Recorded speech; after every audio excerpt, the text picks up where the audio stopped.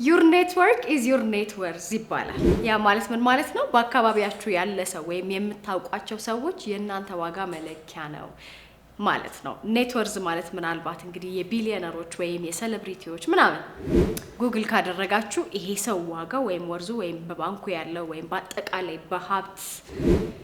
ሀብት ተብሎ የሚቆጠር ነገር ሁሉ ተብሎ ኔት ወርዙ 100 ቢሊዮን ነው፣ 100 ሚሊዮን ነው፣ 10 ሚሊዮን ነው ምናምን ይባላል።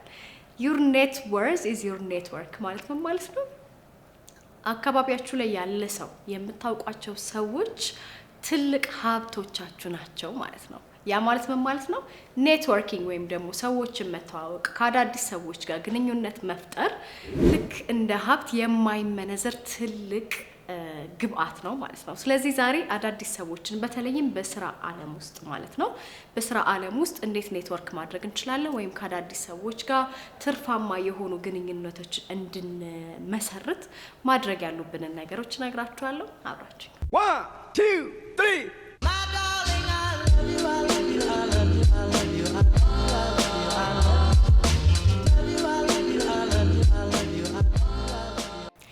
ሰላም እንዴት ናችሁ? እኔ ምህረት ነኝ። ይሄ ደግሞ ተጫዋች ነው።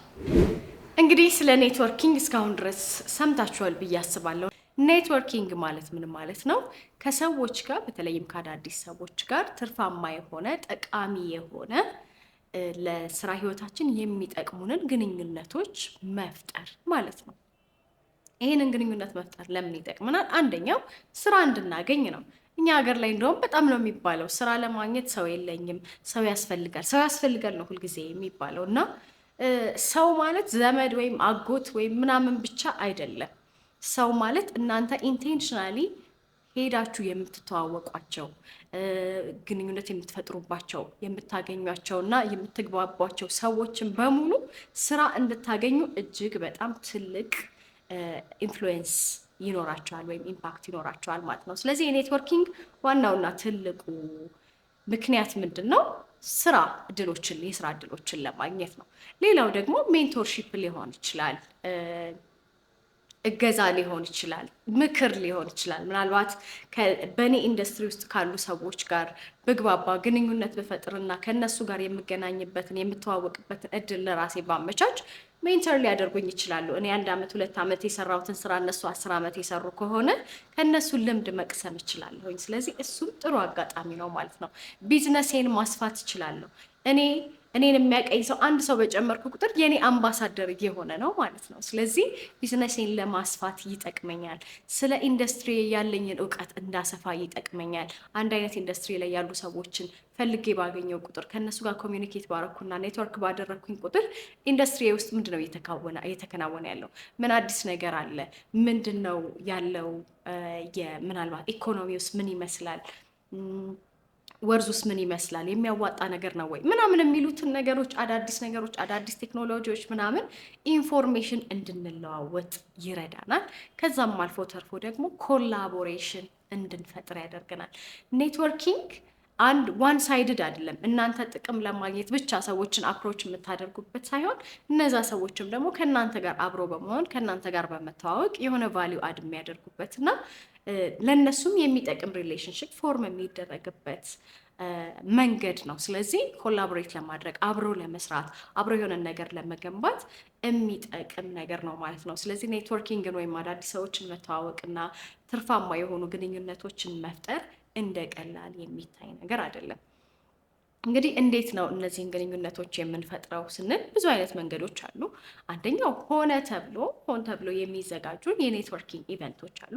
ወደ በኋላ ላይ የተደረጉ ያሉ ኢቨንቶችን የት ማግኘት እንደምትችሉ፣ የኔትወርኪንግ አጋጣሚዎች ሲዘጋጁ የት ማየት እንደምትችሉ እነግራችኋለሁኝ። ኔትወርኪንግ ኢቨንቶች ከተማችን ላይ በደንብ ይደረጋሉ በየቀኑ። እንደውም ትናንትና ራሱ ነበረ አንድ ኢቨንት። አንዱ ሆን ተብሎ በሚዘጋጁ ኮንፈረንሶች፣ ኔትወርኪንግ ኢቨንቶች፣ ፓነል ዲስከሽኖች ምናምን ነገር ላይ ተገኝቶ ራስን በአካል ማስተዋወቅ አንዱ መንገድ ነው። ሌላው ደግሞ በሶሻል ሚዲያ ሊሆን ይችላል። እነ ሊንክዲን አሉ። ስለዚህ ሊንክዲን ላይ ከሰዎች ጋር ሁልጊዜ ኮኔክት እያደረጉ ከአዳዲሶች ጋር መተዋወቅ ሊሆን ይችላል። ወይም ደግሞ ድብልቅም ሊሆን ይችላል። በስራ ቦታ የምናገኛቸውን ሰዎች ወይም መንገድ ላይ የምናገኛቸውን ሰዎች አንዳንድ ጊዜ ማን የት ሊያደርሰን እንደሚችል አናውቅም። ከዚህ በፊትም አንድ ኤፒሶድ ላይ ብለነዋል። ራስን መሸጥ የሚል ኤፒሶድ ላይ አውርተነው ነበረ። ማለት አጠገባችን ያሉትን ሰዎች እንዴት መጠቀም እንዳለብን እና የሆነ ህይወታችንን ወደ ቀጣይ እርምጃ ሊያራምዱልን የሚችሉትን ሰዎች እንደ ተራ አለመቁጠር ማለት ነው። ስለዚህ ኔትወርኪንግ ከአዲስ ሰዎችም ጋር ብቻ ሳይሆን በዙሪያችን ካሉ ሰዎች ጋርም ትርፋማ የሆኑ ግንኙነቶችን መፍጠር፣ ስራ ቦታ ላይ ሰዎች እንተዋወቅ፣ በደንብ ኢንቴንሽናሊ ሰዎችን መተዋወቅ፣ በምንሄድበት ሁሉ ራሳችንን ከሰዎች ጋር ለማስተዋወቅ እና የሚጠቅሙን ግንኙነቶችን ለመፍጠር መሞከር ማለት ነው። ስለዚህ ዛሬ እንዴት ይሄንን ነገር ማድረግ እንችላለን የሚለውን እናወራለን። የመጀመሪያው ነገር እንደ ፕሮፌሽናል ፕሮፋይል ማዘጋጀት ነው። ከዚህ በፊት በጣም በተደጋጋሚ ብየዋለሁኝ። ማለት እኔ ራሴን ለሰዎች የማቀርብ ከሆነ ራሴን እንዴት ነው ዲፋይን የማደርገው? ሙያዬ ምንድን ነው? ኤክስፔሪየንሶቼ ምንድን ናቸው? ምንድን ናቸው ችሎታዎቼ? አንዳንድ ጊዜ የራሳችንን ስለምናውቀው ልክ ሰው ፊት ስንቀርብ በቀላሉ ስለ ራሳችን ማውራት የምንችል ይመስለናል። ግን እሺ ማን ነው ስምሽ? ምናምን ምህረት ነው ስሜ። ምንድን ነው የምትሰሪው? ዩቲዩብ ቻናል አለኝ። በቃ እንደዚህ የምንሆን ከሆነ መጀመሪያውኑ የቤት ስራችንን አልጨረስንም ማለት ነው። ስለዚህ እኔ ማነኝ የሚለውን በስነ ስርዓት ፕሮፌሽናል የሆነ ፕሮፋይል ያስፈልገናል። ኦፍኮርስ ሲቪ አለ። ምናልባት አንድ ቀን ስለ ሲቪ አዘገጃጀት ልናወራ እንችላለን። ሜይ ቢ ፍላጎት ካላችሁ ኮሜንት ላይ ጻፉልኝ። ሲቪያችን አለ አይደለም?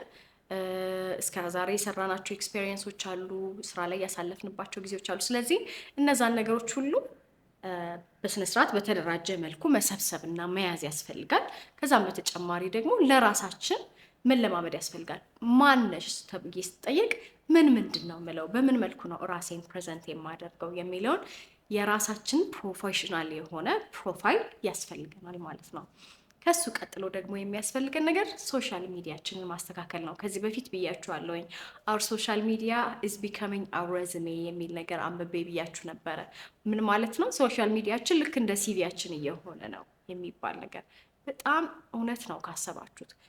የምትሰሩት ስራ ፎቶግራፈር ከሆናችሁ የምታነሱትን ፎቶግራፊ ኢንስታግራም ላይ ወይም ሊንክዲን ላይ ስፔሻሊ ሊንክዲን ላይ ፕሮፌሽናል የሆኑ ሳይቶች ላይ የማትለቁት ከሆነ እንዲሁ አየር ላይ ያለ ነገር ነው የሚሆነው። ወይም ማንኛውም ሰው በማንኛውም ሰዓት ላይ ኔትወርኪንግ ኢቨንት ላይ መጥቼ ፎቶግራፈር ነኝ ምናምን ብላችሁ ኦኬ የት ነው ስራሽን የት ማግኘት እችላለሁ ስትሉኝ ያው ስልኬ ላይ ነው ያለው ወይም ደግሞ ቤቴ ከሰቀልኩት ምንም አይጠቅምም።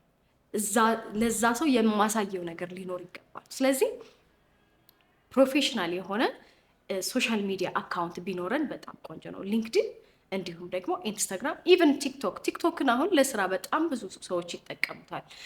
ፕሮፌሽናሊ ራሳቸውን ብዙ ርቀት ለመውሰድ ይጠቀሙታል አይደለም? የሚናቅ ነገር የለም። ፌስቡክም ዋትኤቨር ለቀልድና ለቧልትም እየተጠቀምነው ነው። ኦልሬዲ ታይማችንን እዛ ላይ ዌስት እያደረግን ነው። ግን ስራችንን እዛ ላይ ሪከርድ እያደረግን ብናስቀምጠው አንደኛ የማያውቁን በአካልም ያላገኙን ሰዎች ሪች ማድረግ እንችላለን። ከዚ ጥሩ ፕሮፋይል በኖረን ቁጥር ፕሮፋይላችን አልጎሪዝሙ ራሱ የኛን ፕሮፋይል ለአዳዲስ ሰዎች ፑሽ የማድረጉና አዳዲስ ሰዎች ወደኛ የመምጣታቸው እድል ሰፊ ነው። ከዛም አልፎ ተርፎ ግን ለምንተዋወቀው ሰው የምናሳየው ታንጀብል የሆነ ተጨባጭ የሆነ ፕሮፋይል ይኖረናል ማለት ነው። እሱ በጣም በጣም ኢምፖርታንት ነው ማለት ነው። ከዛም በመቀጠል ደግሞ አካባቢያችሁ ላይ ያሉትን ሰዎች እንደነገርኳችሁ ኔትወርኪንግ ከአዲስ ሰው ጋር ብቻ ሳይሆን እጃችሁ ላይ ያሉትንም ሰዎች እንድትጠቀሙበት መሆን አለበት። ለምሳሌ እኔ ፉልታይም ስራ ነበረኝ እስከ ቅርብ ጊዜ ድረስ እንደምታውቁት ፉልታይም ስራ ነበረኝ። ልክ ፉልታይም ስራዬን ወጥቼ የራሴን ነገሮች ስጀምር ኦኬ ለማን ብነግር ነው ይሄን ኢንፎርሜሽን ለማን ባጋራ ስራ ወደ እኔ ሊመጣ ይችላል ብዬ ቁጭ ብዬ አሰብኩኝ ማለት ነው። ገና አዳዲስ ሰዎች አልተዋወኩም። ሰርክሌ በጣም ታይትና በጣም ጠባብ ነበረ። ብዙ ሰዎችን አላውቅም ነበር። ግን የማውቃቸውን ሰዎች ኦኬ አዲስ ስራ እንደጀመርኩ ብነግራቸው ምናልባት የሆነ የኔን ሙያ የሚጠይቅ ነገር ሲኖር ሊያስታውሱኝ ይችላሉ ብዬ ስላሰብኩኝ እየደወልኩኝ ወይም ሳገኛቸው ስራ ለቅቅ ያለው እንዲህ አይነት ስራ ጀምር ያለው ስለዚህ ምናልባት የምትፈልጉን ከሆነ ወይም ሰው ሲፈልግ ስልኬን ስጡ ብዬ አካባቢ ላይ ላሉ ሰዎች ራሴን ማስተዋወቅ እንዳዲስ ጀመርኩ ማለት ነው። እንዳዲስ ራሳችንን ማስተዋወቅ መቻል አለብን። ምናልባት ኢቨን ቤተሰቦቻችን ውስጥ ዘመዶቻችን ውስጥ ምናምን እንደ እህት ወይም እንደ አክስት ልጅ ምናምን የምታቀኝ ሰው አለች። እንደ ፎቶግራፈር የማታቀኝ ሰው ወይም እንደ መድረክ መሪ የማታቀኝ ሰው ትኖራለች አይደል? ስለዚህ መድረክ መሪ ከሆንኩኝ ስራ ለቅቄ የራሴን ነገር ጀምሬያለሁ። ስለዚህ ምናልባት የምታውቂው ሰው ካለ የሚፈልግ ስልኬን ስጫቸው ብለን ከዛ አካባቢያችን ላይ ካለው ሰው መጀመር እንችላለን ማለት ነው። ከዛ በኋላ ያንን ልምድ በደንብ ከተለማመድን በኋላ እነዛ ሰዎች ይጠይቁናል አይደል? ያ ፕሮፋይሉ የሚጠቅመን ለዛ ነው። ሲቪያችን ልክላቸዋለን፣ ሶሻል ሚዲያ አካውንታችን ልክላቸዋለን፣ እነሱ ለሌላ ሰው ይልካሉ። እንደዛ እያለ ኔትወርካችን እየሰፋ ይመጣል። ከዛ ቀጥሎ ግን ከምናውቃቸው ሰዎች አልፈን ደግሞ አዳዲስ ሰዎች የምናገኝበት ቦታ መሄድ አለብን። እንደነገርኳችሁ ብዙ ኢቨንቶች ከተማ ውስጥ ይደረጋሉ። በጣም ከምታስቡት በላይ አሁን እዚህ ላይ ቁጭ ብለን እያወራን በጣም ብዙ ኢቨንቶች ከተማ ውስጥ እየተደረጉ ነው እና እኔም እንደ መድረክ ምሪ የምለው እሱን አንድ ቦታ ላይ ቁጭ ስል ወይም ስተኛ የማስበው ወይኔ ጊዜ የሆነ ኢቨንት የተዘጋጀ መድረክ እያመልጠኝ ነው ብዬ ነው የማስበው። በዛ ደረጃ በጣም ብዙ ኢቨንቶች ይደረጋሉ እና የትኞቹ ኢቨንቶች ናቸው ከኔ ጋር የሚሄዱት? የት ብሄድ እንደኔ አይነት መሰል ሰዎችን ማግኘት እችላለሁ? እንደኔ አይነት የኔን ሙያ ሊጠቀሙ የሚችሉ በደንብ ስራ ሊሰጡኝ የሚችሉ ሰዎች ማግኘት እችላለሁ ብላችሁ ማሰብ አለባችሁ። ኢቨንት የት እናገኝ ነው ጥያቄው አይደለ? እያንዳንዱን ኢቨንት መቼም ከተማ ውስጥ ሄዳችሁ ማሰስ አትችሉም። የት ኢቨንት በምን ሰዓት ከነማን ጋር እየተዘጋጀ እንደሆነ ማየት ይኖርባችኋል። እነሱን ለማየት ደግሞ አንደኛ ሊንክድን ቢኖራችሁ በጣም ጥሩ ነው። ሊንክድን። ከዛም በኋላ ቴሌግራም ላይ ብዙ ቻናሎች አሉ። እኔ ፐርሰናሊ ፎሎ የማደርጋቸውን ቻናሎች ልንገራችሁ። አንደኛው ሊንክ አፕ አዲስ ነው። ሊንክ አፕ አዲስ ላይ የፕሮፌሽናል ኢቨንቶች ብቻ ሳይሆን ኢንተርቴንመንት ኢቨንቶችም ይደረጋሉ እና በነገራችን ላይ ፕሮፌሽናል ኢቨንት ላይ ብቻ አይደለም ለስራ የሚጠቅሙንን ሰዎች የምናገኘው። በአጠቃላይ ቤታችን ስንቀመጥ ነው ሰው የማናገኘው እንጂ ከቤታችን ወተን ዋቴቨር ዝም ብሎ የሙዚቃ ኢቨንት ሊሆን ይችላል፣ ትንሽ ጋዘሪንግ ሊሆን ይችላል፣ ሲፔን ፔንት ሊሆን ይችላል፣ ወይም ደግሞ የሆነ ኤክስፕሎሬሽን ሊሆን ይችላል፣ ትሪፕ ሊሆን ይችላል ምናምን በጣም ብዙ ኢቨንቶች አሉ። መሰላችሁን ለማግኘት ወይም እናንተ ሙያ ውስጥ ያለ ሰው ወይም እናንተ ጋር የሚገናኝ ነገርና አዲስ ሰው ብትዋወቅ ይጠቅመኛል ብላችሁ የምታስቡት ማንኛውም ኢቨንት ሲኖር መሄድ ትችላላችሁ። እንዳልኳችሁ ፕሮፌሽናል ኢቨንቶችም እዛ ላይ ፖስት ይደረጋሉ። ቴሌግራም ቻናል ላይ ሊንክ አፕ አዲስ አለ። እሱን ቼክ አድርጉ። ከዛ ደግሞ ኢቨንትስ ኢትዮጵያ የሚባልም አለ። እንደውም ኢቨንትስ ኢትዮጵያ ላይ ሞር ይሄ ኮርፖሬት የሆኑ ኢቨንቶች በጣም ይደረጋሉ፣ በጣም ፖስት ይደረጋሉ። እነሱንም ቼክ ማድረግ ትችላላችሁ። በዚህ ጊዜ መቼም ቴሌግራም የሌለው ሰው የለም ብዬ አላስብም። ስለዚህ እሱን ቼክ አድርጉት። ሌላ ኢቨንትስ ኢን አዲስ የሚባልም አለ። አዲስ አበባ ውስጥ የሚደረጉ ኢቨንቶችን ፖስት የሚያደርጉ ለእኛ የሚባል አለ። ለእኛ እንደውም ከኢቨንቶችም አልፎ ምን ፖስት ያደርጋሉ መሰላችሁ? የስራ እድሎችን ፖስት ያደርጋሉ። የፌሎሺፕ እድሎች ሲኖሩ ፖስት ያደርጋሉ። የስኮላርሺፕ እድሎች ሲኖሩ ፖስት ያደርጋሉ። የሜንተርሺፕ ፕሮግራሞች ሲኖሩ ፖስት ያደርጋሉ። ኮምፒቲሽኖች ሲኖሩ ፖስት ያደርጋሉ። እነ ሊንክአፕም እነ ኢቨንትስ ኢትዮጵያም ያደርጋሉ። በእርግጥ ግን ለእኛ ደግሞ ሞር ኦፖርቹኒቲ ቤዝድ ነው እና ለእኛ የሚሆኑ ማንኛውም ኦፖርቹኒቲዎችን ፖስት ያደርጋሉ። ስለዚህ ይሄ የሾፒንግ የምናምን ቻናሎችን ጆይን እንደምናደርገው ሁሉ እንደዚህ አይነት ቻናሎችን እየፈለግን ጆይን ብናደርግ በየቀኑ ፖስት የሚያደርጉትን ኢቨንቶች እያየን ኦኬ ይሄ ከኔ ጋር ይሄዳል፣ ይሄን ብሄድ ጥሩ ነው፣ ይሄን እንደዚህ ባደርግ ጥሩ ነው እያለን የምንከተላቸውን ሶሻል ሚዲያዎች ኢንቴንሽናሊ መከተል እና ለኔትወርካችን ለማስፋት መጠቀም እንችላለን ማለት ነው። አሁን ፕሮፌሽናል ፕሮፋይል አዘጋጀን፣ ሶሻል ሚዲያችንን በደንብ አደራጀን፣ ለሚያውቁት ሰዎች ተናገርን። ከዛ ደግሞ አልፈን ተርፈን ኢቨንቶችን ቼክ አድርገን ኢቨንቶችን አይተን የሚሆኑንን መርጠን ሄድ አደግ ወይም ደግሞ መረጥ ለመሄድ ተዘጋጀን ብለን እናስብ። እዛ ስንሄድ ኔትወርኪንግ ኢቨንቶች ላይ ወይም ደግሞ አጠቃላይ አዳዲስ ሰዎችን የምንተዋወቅባቸው ቦታዎች ላይ መሄዱ ብቻ አይደለም። ወይም ሄዶ አንድ ጥግ ላይ መቀመጥ ወይም ሰዎች እስኪያናግሩ መጠበቅ ምናምን አይደለም። ሄዶ አክቹዋሊ ሰዎችን አፕሮች ማድረግ ያስፈልጋል። ሰላምታ መስጠት እና ማውራት ያስፈልጋል። ለዛ ደግሞ የኮንቨርሴሽን ስኪላችንን በደንብ ማዳበር ያስፈልጋል ማለት ነው። በእርግጥ ብዙ እንደማለት ወይም እንደ ጋዜጠኛ ፐርፌክት የሆነ አቋን አቀላጥፎ የመናገር ጥበብ አይደለም። ነገር ግን ከአዲስ ሰው ጋር አዲስ ኮንቨርሴሽን ለመጀመር የሚጠቅሙንን ቤዚክ ነገሮች ከራሳችን ጋር ተለማምደን መሄድ እንችላለን። ዛሬ ትናንትና ይገኛል ወይም ይህን ሰዎች ይገኛሉ። ከዚህ ኢቨንት የሆነ ጎል አስቀምጬ ነው ወጣዋል። ይህን ያህል ሰው ተዋወቅ፣ ለዚህን ያህል ሰው ቢዝነስ ካርድ ብሰጥ፣ የዚህን ያህል ሰው ቢዝነስ ካርድ ይቀበል፣ ከዚህን ያህል ሰው ጋር ኢንጌጅ አድርጌ ጥሩ ሪሌሽንሽፕ በፈጥር ምናምን ብለን የተወሰነ ጎል ይዘን ነው የምንሄደው አይደል? ስንሄድ እዛ ስለተገኘን ብቻ ሳይሆን እዛ ደግሞ ከሰዎች ጋር ኢንጌጅ ማድረግ አለብን። ምን የሚባል ነገር አለ መሰላችሁ? ኤሌቬተር ፒች የሚባል ነገር አለ። ከዚህ በፊት አውርቼው እንደሆነ አላውቅም። ኤሌቬተር ፒች ማለት ምን ማለት ነው? ሌትስ ሴ ህይወታችሁን የሚቀይር ቢዝነሳችሁ ላይ ኢንቨስት የሚያደርግ ሊሆን ይችላል፣ ወይም የምታለሙትን ስራ ሊቀጥራችሁ የሚችል ሊሆን ይችላል። ብቻ የምትፈልጉትን ነገር ሊያሟልላችሁ የሚችል አንድ ሰው ጋር አንድ ሊፍት ውስጥ ገባችሁ። ከዛ ሰው ጋር ያላችሁ ጊዜ ሊፍት ውስጥ ገብታችሁ ከሊፍቱ እስክትወርዱ ያለችዋ ሰዓትን ብቻ ናት ብለን እናስብ።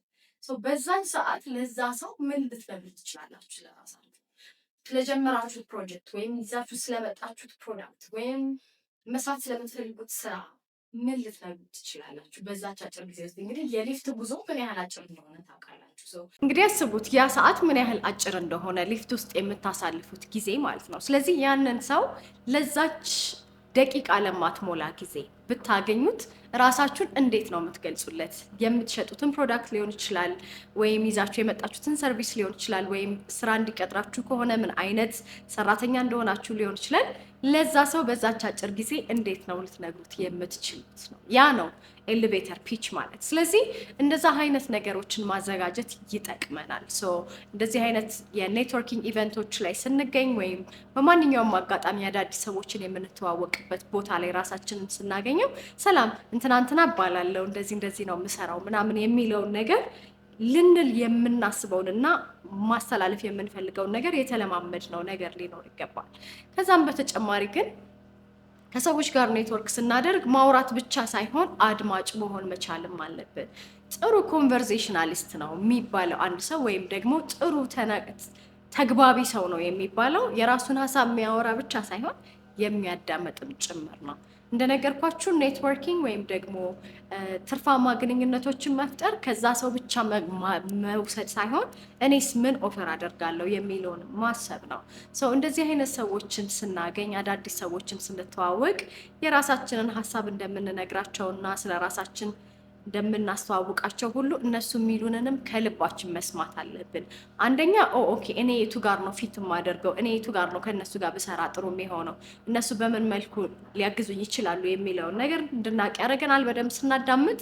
ከዛም አልፎ ተርፎ ደግሞ ስናዳምጣቸው ኦኬ ምን አይነት ችግራቸውን ልፈታ እችላለሁ፣ እኔ ምን ኦፈር ላደርጋቸው እችላለሁ የሚለውንም የምናገኝበት ይሆናል። ስለዚህ የኮንቨርሴሽን ስኪላችንን፣ የተግባቦት ስኪላችንን እንዲሁም የማዳመጥ ስኪላችንን በደንብ ማዳበር ይኖርብናል። ኢቨንት ላይ መገኘት ብቻ ሳይሆን ማውራት ስላለብን። እንዲሁም ደግሞ ዝም ብሎ ካርድ ተሰጣቶ በሰላም አንዳንድ ሰዎች ሰላም እንኪ ካርዴ ይሄ ነው ብለው ጥለው የሚሄዱ አሉ እና ካርድ መሰብሰብ አይደለም ፖይንቱ። ካርድ ልጥሉትም ትችላላችሁ ወይ ዋሌታችሁ ስታስቀምጣችሁ ትዝ አይላችሁ ማለት ነው። የፎቶግራፈር ካርድ ተቀብላችሁ የምታስታውሱት ግን ያ ካርድ ሳይሆን የሆነ ቀን ላይ በስነ ስርዓት ያወራችሁ ፎቶዎቹን በደንብ ያሳያችሁን ምናምን ነው የምታስታውሱት። ኢትስ ናት ጀስት አባውት ኮሌክቲንግ ካርድስ። ካርድ የመሰብሰብ ጉዳይ ሳይሆን ወይም የእናንተን ካርድ ብቻ ሰጥቶ መውጣት ሳይሆን አክቹዋሊ የሆነ የኮንቨርሴሽን ሰዓት መመደብ እና ማውራት በጣም አስፈላጊ ነው። ከዛስ በኋላ አወራን፣ ተዋወቅን፣ ተለያየን አይደል? ሌላው ትልቁ ስህተት ብዙ ሰዎች የሚሰሩት ምንድነው? የተዋወቋቸውን ሰዎች ከዛ በኋላ ዞር ብለው አያያቸውም ወይም ፎሎ አፕ አያደርጉም። ከዛ በኋላ መደወል ወይም ኢሜይል ማድረግ፣ ኢሜይል አድሬሳቸውን ከተቀበልን ወይም ስልካቸውን ከተቀበልን ቴክስትም ሊሆን ይችላል። ኢት ዋዝ ናይስ ቱ ሚት ዩ፣ ስለተገናኘን በጣም ደስ ብሎኛል፣ በቅርቡ ደግሞ እንደምንገናኝ ተስፋ አደርጋለሁ፣ እንዲህ አይነት ሰርቪሶች ከፈልጋችሁ ደውሉልኝ ሊሆን ይችላል። ደውሉም ፎሎ አፕ ማድረግ ሊሆን ይችላል። ባለፈው ኢቨንት ላይ የተገናኘነው ነን፣ እንዴት ነው ስራ፣ እንዴት ነው፣ በምን ላግዝ ምናምን ማለት ሊሆን ይችላል። አንድ የተዋወቅናቸውን ሰዎች ያለውን ሪሌሽንሽፕ ሜንቴን ለማድረግ ማድረግ ያለብን ነገር ምንድነው? ፎሎ አፕ ማድረግ። ሌላው የኔትወርኪንግ ቆንጆ ኦፖርቹኒቲ ቮለንቲር ማድረግ ነው። በጣም የሚገርመኝ ነገር የእኛ ትውልድ ቮለንቲሪዝም ላይ ብዙ አልነበርንም። የአሁንን ልጆች ሳያቸው ከሃይ ስኩል ተማሪ ጀምሮ እስከ ኮሌጅ ተማሪዎች፣ ዩኒቨርሲቲ ተማሪዎች ምናምን በጣም ነው ቮለንቲር የሚያደርጉት። በጣም አፕሪሺየት አደርጋቸዋለሁ። ለዛ ደግሞ ምክንያቱም ገና የስራውን ዓለም ሳይቀላቀሉ ኦልሬዲ የሚገርም ኔትወርክ ዘርግተው ነው ከኮሌጅ የሚወጡት ወይም ከሃይ ስኩል የሚወጡት። አንዳንዶቹ ኢቭን ትምህርቱን ትተውት ራሱ ሌላ የቢዝነስ ኢንጌጅመንት ውስጥ የሚገቡት ለምንድን ነው? ከሚሰበስቧቸው የኤክስፔሪየንሶች እና ኔትወርኮች ነው። ስለዚህ ሜክ ሹር ከሰዎች ጋር ኔትወርክ እያደረጋችሁ እንደሆነ በቮለንተሪዝም። ቮለንቲር ሲባል ያው የበጎ አድራጎት ድርጅቶች አሉ። የበጎ አድራጎት ብቻ ሳይሆኑ ደግሞ አክቹዋል ኮርፖሬቶች አሉ። በአሲስታንት ሊሆን ይችላል፣ ብዙ ማስታወቂያዎች ይወጣሉ አይደል? በአሲስታንት ሊሆን ይችላል፣ በኢንተርን ሊሆን ይችላል፣ በምናምን ሊሆን ይችላል። ስለዚህ እየገባችሁ በነፃም እያገለገላችሁ ቢሆን ኔትወርካችሁን የምታሰፉበትን መንገድ እንድታስተውሉ ላሳስባችሁ ፈልጋለሁ። ከዛም በተጨማሪ ደግሞ ማወቅ ያለባችሁ ነገር የኔትወርኪንግ ስኪል በአንድ ቀን የሚመጣ ነገር እንዳልሆነ፣ ቀስ በቀስ የሚዳብር ነገር እንደሆነ፣ ነገር ግን የሆነ ፖይንት ላይ መጀመር ያለበት ነገር እንደሆነ ነው እና የትም ሆናችሁ ተማሪም ሆናችሁ ዩኒቨርሲቲም ሆናችሁ ፍሬሽ ግራጁዌትም ሆናችሁ ወይም ደግሞ ስራ ቦታ ላይ ያላችሁ ሰዎች ሆናችሁ አካባቢያችሁ ላይ ያሉትን ሰዎች እንዲሁም አዳዲስ ሰዎችን በየጊዜው የምትተዋወቁበት እውቀታችሁን የሚያሰፉላችሁ የሚያግዟችሁ እድሎች ሲኖሩ የሚያሳውቋችሁ ሰዎችን ራሳችሁን እየከበባችሁ መሆኑን እርግጠኛ ሆኖ። ምክንያቱም እንደነገርኳችሁ በዙሪያችሁ ያሉ ሰዎች ሀብቶቻችሁ ስለሆኑ ማለት ነው። እስካሁን አብራችሁኝ ስለቆያችሁ በጣም አመሰግናለሁ። ከወደዳችሁት ላይክ አድርጉ። እንዲሁም ደግሞ ለጓደኛ፣ ለጎረቤት፣ ለዘመድ ይጠቅማል ካላችሁ ሼር አድርጉ። ከዚህ በኋላ የምንሰራቸውን ቪዲዮዎች ደግሞ እንዳያመልጧችሁ ሰብስክራይብ በማድረግ ደውሏን ተጫኗት። እኔ ምህረት ነኝ።